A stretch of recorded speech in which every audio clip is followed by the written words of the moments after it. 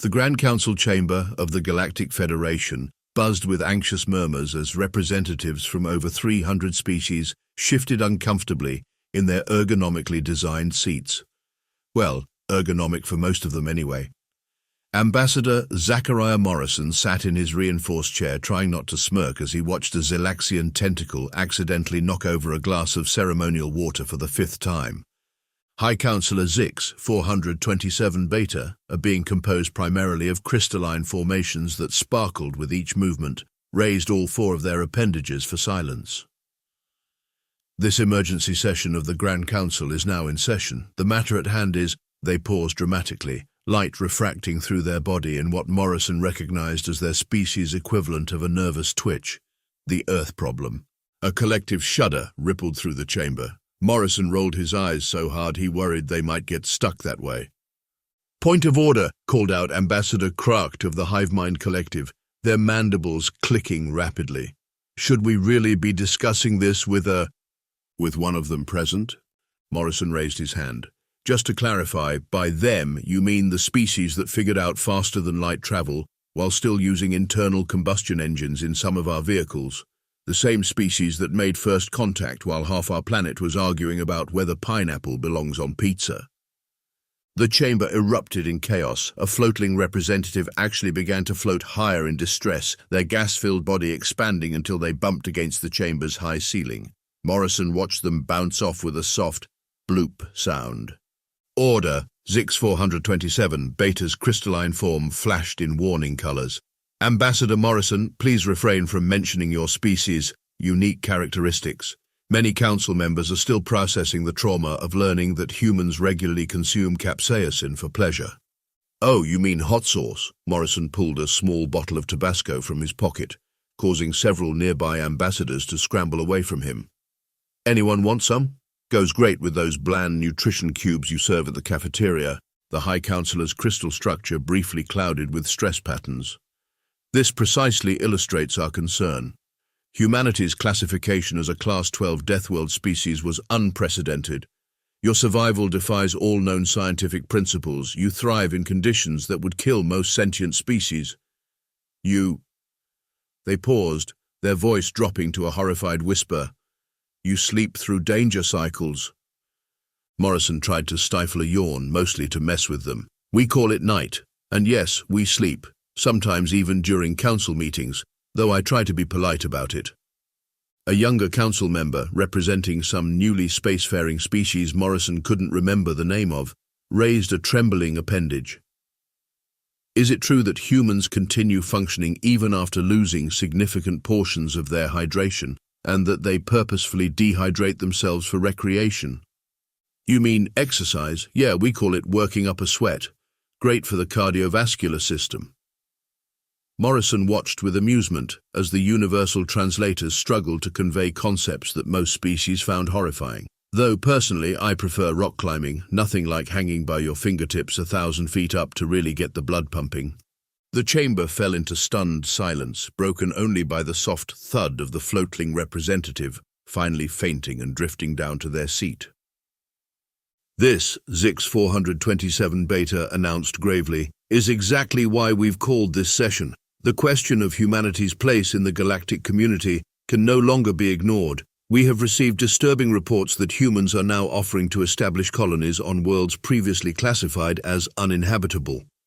Morrison straightened in his chair, his amusement fading slightly. He had a feeling he knew where this was going, and for once he wasn't sure whether to laugh or groan. 5 years earlier, the day Earth made first contact with alien life wasn't marked by grand ships darkening the skies or mysterious signals from deep space. No, humanity's grand entrance to the galactic stage happened because a Zylaxian scout ship's navigational system crashed directly into a McDonald's in rural Minnesota. The crew survived, thanks to their emergency protocols. The McDonald's, unfortunately, did not. Ambassador Texlith of the Zylaxian Commonwealth still shuddered when recounting that day to the Council. "We expected to find charred remains. Instead, we found humans taking selfies with our wreckage and arguing about insurance coverage. One of them was still eating something called a Big Mac while filling out incident report forms." The first official meeting between humanity and the galactic community had gone about as smoothly as a meteor strike. The Xylaxian delegation had arrived wearing full hazmat suits, carrying emergency medical equipment and bearing what they considered essential survival gear for the poor creatures struggling to survive on such a deadly world. They had brought atmospheric processors, gravity modulators, and radiation shields, only to find humans hosting outdoor barbecues and playing volleyball on beaches under the deadly radiation of their sun. "We tried to help them," Tixlith's report continued, their tentacles wringing together in distress. "We explained that their world was classified as a Class 12 Deathworld. Do you know what they did? They made t-shirts with Class 12 and Proud printed on them." The Council archives held footage of the Xylaxians' horrified reactions to human activities. They'd watched in terror as humans went swimming, voluntarily submerging themselves in dihydrogen monoxide, attended rock concerts, deliberately damaging their auditory organs with sonic waves, and participated in something called extreme sports. One particularly memorable incident occurred when the Xylaxian medical team discovered human children playing in a park during winter. They were throwing frozen dihydrogen monoxide at each other, the emergency report read, for fun. When we attempted to rescue them, their parental units accused us of ruining their snow day and invited us to something called a snowball fight. 3 of our medical staff needed therapy afterward. The attempts to help humanity had only gotten more ridiculous from there. The Xylaxians tried to install atmospheric purifiers in major cities, only to find humans complaining that the air felt too clean and that they missed the character of city smog. They attempted to set up gravity reduction fields around human settlements, only to discover that humans had already built devices specifically to simulate higher gravity. They called them gyms and paid money to use them. Perhaps the most embarrassing incident had been the Great Coffee Panic of 2023. Upon discovering that humans regularly consumed a toxic brew containing caffeine, the Xylaxian ambassador had ordered an emergency containment operation. They'd attempted to confiscate all coffee from a small test city in Seattle. The resulting riot had nearly caused an interstellar incident. The sight of sleep-deprived humans wielding strongly worded protest signs and demanding their morning joe had traumatized an entire generation of Xylaxian diplomatic corps. "They have these gathering places," Tixlith whispered to the council, "called Starbucks. Humans line up every morning to voluntarily poison themselves with varying concentrations of caffeine. They have developed hundreds of different ways to consume it. Some even complain that it's not strong enough." The final straw had come when the Xylaxians discovered human entertainment. Their attempt to ban horror movies for the psychological well-being of the species had backfired spectacularly when humans explained that they watched such things to relax. The concept of recreational fear had sent 3 Xylaxian psychologists into early retirement.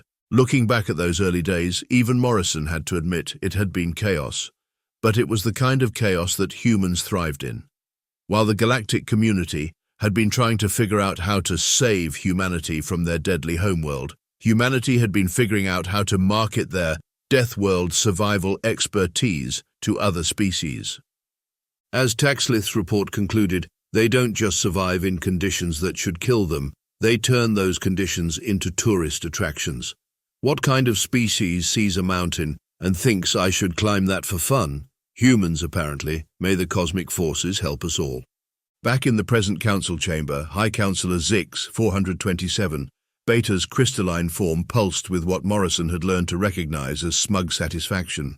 Never a good sign when bureaucrats started feeling pleased with themselves. "After careful deliberation," the High Councillor announced, "the Council has devised a test to determine humanity's fitness for unrestricted colonization rights. We propose a survival challenge on Nexus-7. The chamber erupted in gasps and murmurs. Morrison casually pulled out his datapad and searched for Nexus-7, whistling low when he saw the specs. Class-15 Deathworld, gravity 1.8 times Earth standard, atmosphere thick with sulfuric compounds, average surface temperature hovering around 45 degrees Celsius, aggressive native fauna, constant electrical storms. Basically, Australia cranked up to 11. The terms are simple, Zix 427 Beta continued. One representative must survive on Nexus-7 for 30 standard cycles. No advanced technology allowed. Only basic survival gear equivalent to your current technological level. If successful, humanity will be granted full colonization rights and technological exchange privileges. Morrison raised his hand, not bothering to hide his grin. Quick question. When you say basic survival gear, does that include camping equipment? Because I've got this great tent from REI that's been begging for a proper field test. You want to bring recreational equipment? The floatling representative had finally regained consciousness, only to sound like they might faint again. To Nexus-7? Well, yeah, might as well make it a proper camping trip if I'm going to be there for a month. Morrison pulled up another screen on his datapad. Oh, hey, the electromagnetic storms might interfere with my phone signal. That's actually perfect. I've been meaning to do a digital detox. The council members exchanged worried glances.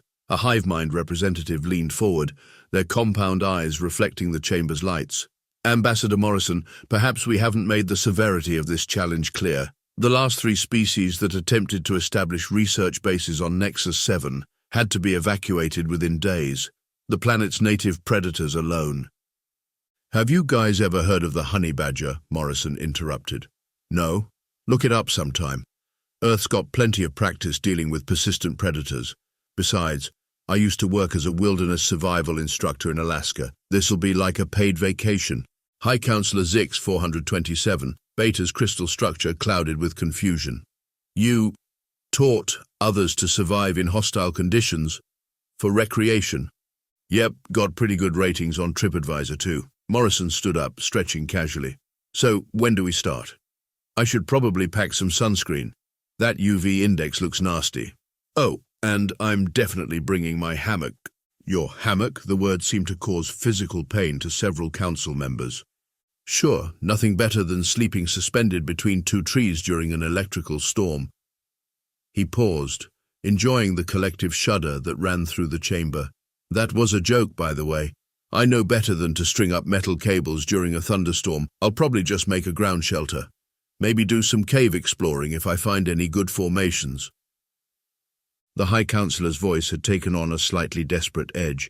You understand that failure in this challenge would mean restrictions on human expansion into space. Your entire species' future could depend on this? Morrison shrugged, already making a mental packing list. Look, my grandmother survived 2 world wars, raised 6 kids, and still found time to run a marathon at age 70. My cousin trains sharks for fun. One of my old college roommates became a volcano researcher because he thought geology wasn't exciting enough without the threat of immediate incineration. Trust me, surviving on a slightly spicy version of Earth is not the devastating challenge you think it is. As Morrison headed for the chamber doors, he called back over his shoulder. By the way, anyone want me to collect soil samples while I'm there? Might as well do some science while I'm enjoying my camping trip. The sound of multiple species facepalming, or their anatomical equivalent, echoed through the chamber behind him. The observation room aboard the Galactic Council's monitoring station buzzed with activity as various species crowded around screens, displaying Nexus-7's surface. The planet below looked like something out of a disaster movie director's fever dream. Purple-tinged lightning carved through copper-colored clouds, illuminating vast plains of razor-sharp crystalline formations. In the distance, mountain ranges belched columns of sulfuric steam into the already thick atmosphere. The ground occasionally trembled as tectonic plates shifted, creating new chasms and valleys in real time. Previous settlement attempt log, entry 47, droned the automated system. Drachnid Empire research team evacuated after 72 hours. Cause, native predator species designated thunderstalkers. Developed taste for reinforced hull plating. Entry 48, Hivemind Collective Outpost, abandoned after 36 hours. Cause, atmospheric processes overloaded by constant electrical storms. Entry 49, Floatling Scientific Core, emergency extraction after 24 hours. Cause, entire team nearly carried away by Category 7 magnetic windstorm. Also cited general anxiety and everything trying to eat us. The latest entry was about to be made. On the main screen, a small shuttle approached the designated landing zone, somehow managing to look completely unbothered by the atmospheric turbulence that would have sent most pilots into panic. Inside the shuttle, Zachariah Morrison was going through his pre-landing checklist while humming "It's a Beautiful Day" slightly off-key.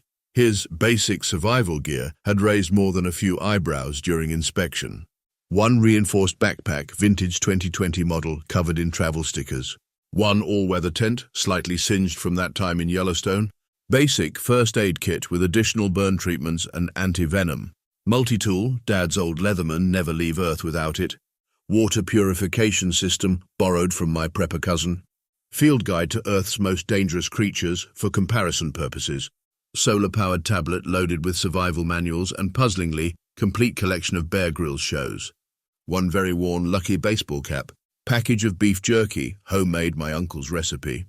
And most controversially, a folding shovel that had caused 3 different security officers to question his sanity. Landing zone in sight, Morrison reported cheerfully. Weather looks great, only minor electrical storms. Visibility about half a mile through the sulfur clouds, picking up some interesting thermal signatures too. Definitely some big critters out there. The monitoring station's chief scientist, a drachnid named Zizatal, leaned toward their microphone. Ambassador Morrison, our sensors indicate surface conditions are currently at their most hazardous levels. Perhaps we should delay until... "Nah, this is perfect," Morrison interrupted, wrestling with the shuttle's controls as a particularly violent gust tried to flip the craft. "Reminds me of monsoon season in Mumbai. Besides, the worse it is now, the better I'll look when I survive it, right?" The shuttle touched down with a thud that would have triggered most species' emergency systems. Morrison just adjusted his baseball cap and shouldered his backpack. "Right then, quick question. Those thunderstalkers, they hunt by movement or heat signatures?" "Both," Zizatal replied, mandibles clicking nervously. "They're apex predators with multiple hunting strategies and problem-solving abilities. Their hide is resistant to most weapons, and they hunt in packs." "Cool, so basically just spicy velociraptors." Morrison checked something off in a small notebook. "Any chance they're territorial? Might be able to use that." Before anyone could respond, he was already heading for the shuttle's airlock.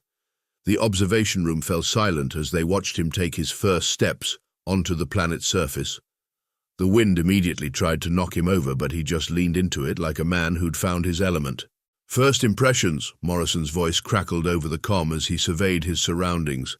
"Gravity's got a kick to it, but nothing a good core workout routine won't handle. Air's spicy. Reminds me of that Ghost Pepper Challenge video that went viral last year. Ground's unstable, but I'm seeing some promising cave formations about half a click east. Might make a good base camp." A distant roar echoed across the plain. Something large and many-limbed moved in the sulfuric haze. The observation room collectively held their breath. Morrison pulled out his field guide. "Now that's interesting. Sounds similar to a saltwater crocodile's territorial call, but with more subsonics. I wonder if they've got similar social hierarchies." He paused thoughtfully. "Anyone mind if I try to document some behavioral patterns while I'm here? Could make a fascinating xenobiology paper." As the human began making his way toward the caves, casually noting landmarks and taking soil samples, the observation team watched in horrified fascination. Morrison stopped occasionally to examine crystal formations, collect specimens, and at one point to take what he called a sick photo of a particularly spectacular lightning strike. "Day 1, Hour 1, Zizatal dictated into the official log. And the human is already treating a survival challenge like a research expedition crossed with a holiday adventure tour. The council is beginning to suspect we may have miscalculated." 2 weeks into the survival challenge, the observation room had descended into controlled chaos. The night shift had just witnessed Morrison emerge from his cave shelter to do what he called his morning workout routine, a series of physical activities that made several observers need anxiety medication. "Status update," Morrison's cheerful voice crackled over the comm. "Day 15 going great. Got the water filtration system working beautifully, using those crystal formations. Turns out they're natural purifiers. Who knew? Made friends with a pack of thunderstalkers too. Well, friends might be stretching it, but we've reached an understanding." Zizatal's claws clicked rapidly across their console. "Please clarify what you mean by understanding with the apex predators that forced 3 previous expeditions to evacuate." "Oh, that's a fun story," Morrison's voice competed with the howling wind. "Notice they're actually pretty similar to earth wolves in pack structure. The alpha female, I call her Roxanne. She's got this bad leg from a fight. I helped her out with some first aid and now they sort of tolerate me. They even bring me stuff sometimes. Yesterday they dragged over this weird glowing plant, running some tests on it now. The observation room erupted in multiple languages as various species tried to process this information. One floatling analyst had to be gently guided away from their station, muttering something about completely impossible and defies all known xenobiological principles. Speaking of interesting finds, Morrison continued, completely oblivious to the panic he was causing. Remember those deep caves I mapped out last week? Well, you'll never guess what I found down there. Actually, better patch me through to the council. They're going to want to hear this directly.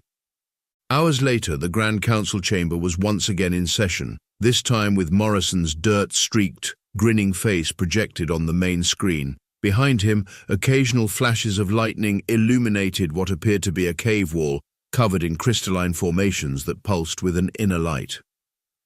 So, Morrison gestured to the wall behind him, turns out these caves are full of quantum resonance crystals. You know, the ones your ships use for FTL drives? There's enough here to supply the entire Federation for at least a century, and the best part, the Thunderstalkers actually farm them. High Counselor Zix 427 Beta's crystalline form flickered in disbelief. They farm them? Yep, those random attacks on previous expeditions, the Thunderstalkers were protecting their crystal gardens. These formations are actually cultivated. They use their electromagnetic sensing organs to encourage crystal growth. Pretty clever, really. Once I figured that out, negotiating with them was easy. They're quite reasonable once you show them respect and offer them some jerky. A hive mind representative's mandibles clattered in agitation. You negotiated mining rights with predators using dried meat products? Well, yeah, everyone likes snacks, Morrison shrugged. By the way, I've mapped out about 60 major crystal deposits so far. Been keeping myself busy between training sessions with the pack. Did you know Thunderstalkers can be taught to play fetch, though you have to use plasma-resistant alloys for the ball, obviously? The council chambers had grown so quiet you could hear the soft whirring of environmental systems. Morrison used the silence to continue his report, pulling out his tablet to show various charts and diagrams he'd somehow found time to prepare. I've also started cataloguing the local flora. Those glowing plants the pack brought me, turns out they're natural electromagnetic dampeners, could revolutionize your shield technology. And don't even get me started on the bacterial colonies in the hot springs. Their enzymatic processes are fascinating. Ambassador Morrison, High Counselor Zix 427, Beta interrupted, their voice strained. This was meant to be a survival challenge, not a comprehensive scientific survey and first contact mission with supposedly mindless predators. Morrison looked genuinely puzzled. Well, yeah, but since I was here anyway. Oh, almost forgot. I think I've figured out why your previous bases failed. You were building them in all the wrong places. The crystal deposits actually create safe zones from the electrical storms. If you'd just asked the Thunderstalkers nicely, they could have shown you. They're really quite helpful once you get to know them. As if to emphasize his point, a massive armored form padded into view behind Morrison. The creature, easily the size of a small shuttle, bumped its head against Morrison's shoulder in an almost affectionate gesture. See, this is Roxanne. Say hi to the council girl. The Thunderstalker let out a sound that made the council's audio systems crackle and several members dive under their desks. She says hi back, I think, still working on the translation. By the third week of Morrison's camping trip, Nexus-7's orbit had become surprisingly crowded. Word of the valuable crystal deposits had spread faster than a viral cat video, and suddenly every species in the Federation had developed a keen interest in cultural exchange with humanity. The observation room's inbox was flooded with requests for Morrison's survival techniques. The Drachnid Empire had already dispatched 3 scientific observation teams. Their battleships weren't fooling anyone. The Hive Mind Collective was offering premium rates for survival consultancy services. Even the floatlings, despite their general terror of everything, had sent a diplomatic inquiry about possible joint ventures in extreme environment adaptation. Morrison's morning report was interrupted by the sight of a Xylaxian attempting to replicate his Thunderstalker communication protocols, which was really just Morrison's way of saying he shared his food and didn't run away screaming. You might want to tell them that beef jerky works better than those synthetic protein cubes they're using, Morrison commented, watching the Xylaxian frantically scramble up a crystal formation. Also, Thunderstalkers can smell fear, and right now that guy's basically a fear parfait. High Counselor Zix 427, Beta's voice crackled over the comm. Ambassador, we're receiving 17 different proposals for joint human-alien survival training programs. The Drachnid Empire is suggesting something called extreme adventure tourism.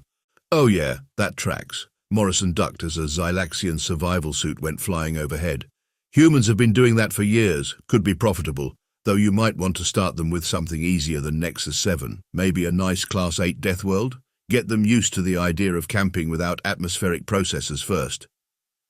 Another emergency transmission cut in. Ambassador, the Hive Mind Collective is attempting to patent something called Morrison's method for surviving hostile environments. Really? I'm flattered, but that's basically just common sense and snack diplomacy. Morrison paused to help the Xylaxian down from their crystal perch. Besides, my old scoutmaster would probably want royalties. Most of this is just wilderness survival 101 with extra spicy weather. The observation room screens were filling with diplomatic protests, corporate inquiries, and what appeared to be several hastily assembled marketing proposals for authentic human survival gear. Someone had already started manufacturing replica versions of Morrison's lucky baseball cap. Status update, Morrison continued, deliberately casual. The Drachnids are setting up their base camp all wrong. They're going to want to move about 2 clicks east. Better crystal resonance there, plus Roxanne's pack is less territorial about that area. The Hive Mind's new survival suits are actually pretty good, but they might want to lose the emergency teleporter feature. The Thunderstalkers think it's a game now, seeing how many times they can make them use it. He watched as another group of aliens attempted to set up what they claimed was a traditional human camping site, complete with what they clearly thought was a campfire, but looked more like a contained plasma reaction. Oh, and you might want to tell the floatlings that they don't need to bring their own atmosphere.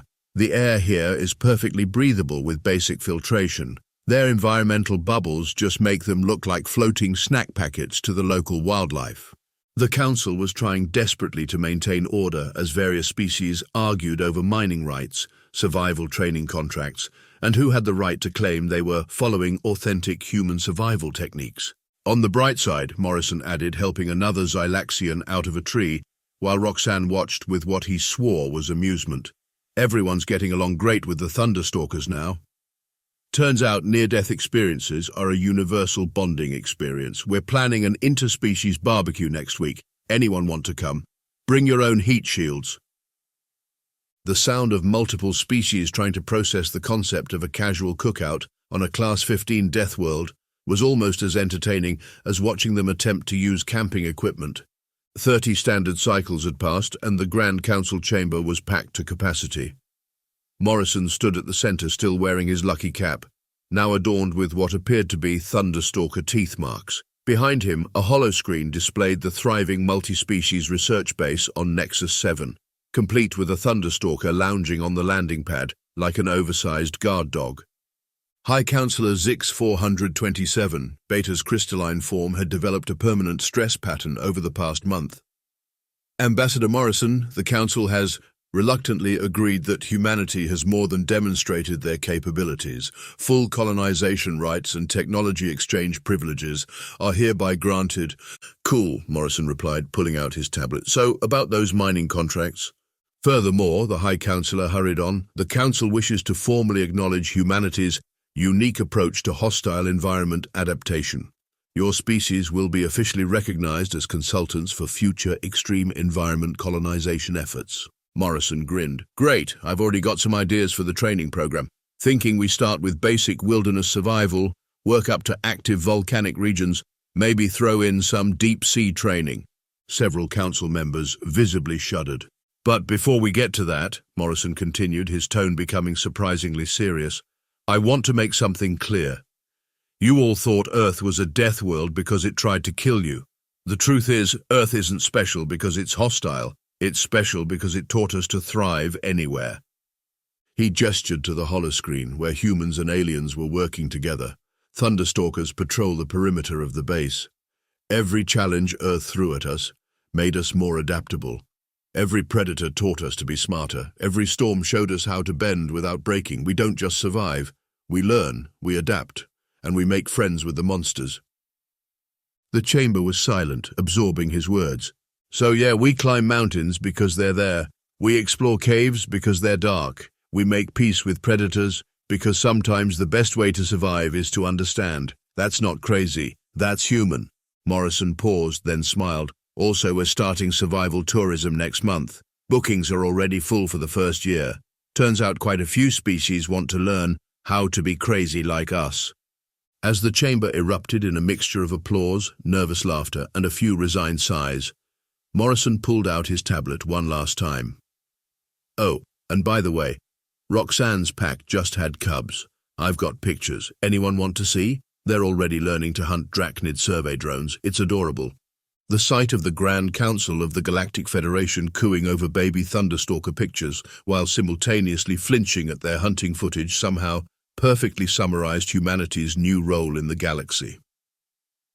As Morrison would later write in his memoir, How I Made Friends and Terrified People on a Class-15 Deathworld, sometimes the best way to prove you belong in the galaxy is to show everyone else how to belong there too. Also, always pack extra snacks. You never know when you'll need to make friends with the local apex predators.